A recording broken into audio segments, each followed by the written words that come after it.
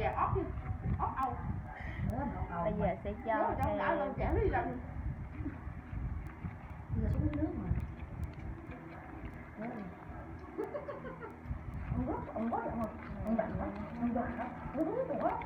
qua đi xí lát ngọt vô cayเลยqua hùng rồi đã xong một cái này một cái slam như thế này.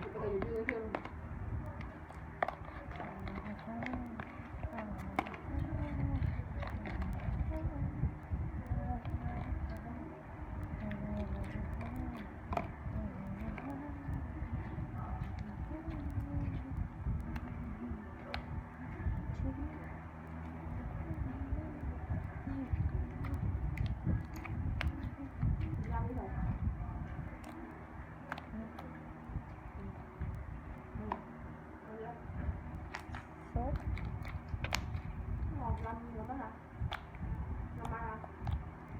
rồi có đằng khâu cream. Đây là một chất khô slam, một slam sốt.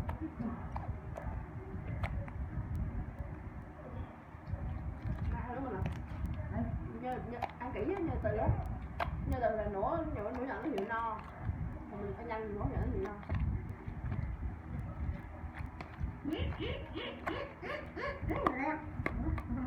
Như lại từ từ nó no sớm không?